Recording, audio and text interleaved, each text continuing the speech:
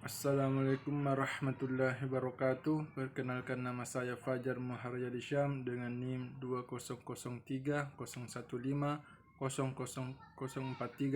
kelas PJKR A.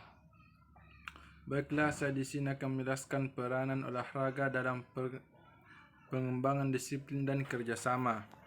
Pengertian disiplin secara sederhana: disiplin berarti kontrol penguasaan diri terhadap impuls yang tidak diinginkan atau proses mengarahkan impuls kepada suatu cita-cita atau tujuan tertentu untuk mencapai dampak yang lebih besar. Manifestasi sikap disiplin dapat dilihat dari kesediaan untuk merespons dan bertindak terhadap nilai-nilai yang berlaku dalam bentuk ketentuan, tata tertib, aturan, tatanan hidup, atau kaidah tertentu. Disiplin diri. Disiplin dapat dibedakan menjadi disiplin diri dan disiplin semu. Setiobroto 1993, Cox 2002. Disiplin diri adalah disiplin yang ditanamkan atas dasar pemahaman dan kesadaran lebih mendalam untuk menghargai dan mematuhi segala nilai, norma, dan kaidah yang berlaku, tanpa peduli terhadap tidaknya pengawasan, sanksi, hukuman, atau penghargaan. Disiplin semu. Disiplin semu tidak akan bertahan lama dan hanya akan muncul jika diawasi, takut pada ancaman, hukuman, atau sanksi guru atau pelatih. Disiplin yang dilakukan atlet dalam salah satu aktivitas latihan hanya karena terpaksa, takut dihukum karena diperintah, dan tanpa disertai kesadaran akan dapat menimbulkan disiplin semu. Mekanisme menumbuhkan disiplin dalam olahraga. Penanaman disiplin pada dasarnya merupakan upaya untuk menanamkan kepatuhan yang disadarkan atas pemahaman dan kesadaran, rasa tanggung jawab, kesanggupan menguasai diri, dan lebih mengutamakan kepentingan orang lain.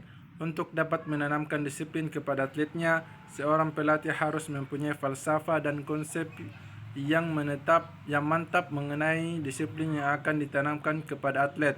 Menanamkan disiplin tidak harus dengan tindakan otoriter ataupun kekerasan. Pengertian kerjasama. Kerjasama atau cooperation adalah gejala saling mendekati untuk mengurus kepentingan bersama dan tujuan bersama. Pollack 1985. Kebalikan kerjasama adalah pertentangan. Kedua istilah ini merupakan dua sifat yang dapat dijumpai dalam seluruh proses sosial di masyarakat, di antara individu dengan individu, kelompok dengan kelompok, dan individu dengan kelompok.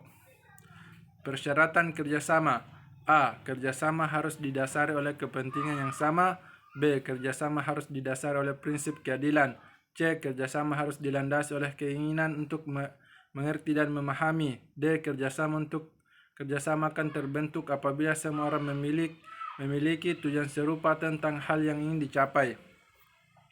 E. Kerjasama akan lebih mudah terjadi. F. Kerjasama akan terbangun jika dilandasi oleh prinsip saling melayani.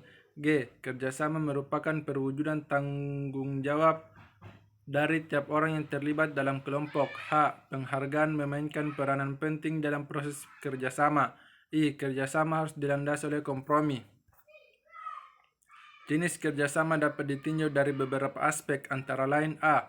Kerjasama ditinjau dari status pelaku kerjasama, dibedakan menjadi kerjasama setara dan tidak setara. B. Kerjasama ditinjau dari proses kerjanya, dapat dibedakan menjadi kerjasama koaksi, kerjasama suplementer, dan kerjasama diferensiasi. Baiklah, itulah tadi penjelasan dari saya. Apabila ada kurangnya, mohon dimaafkan. Assalamualaikum warahmatullahi wabarakatuh. Salam olahraga.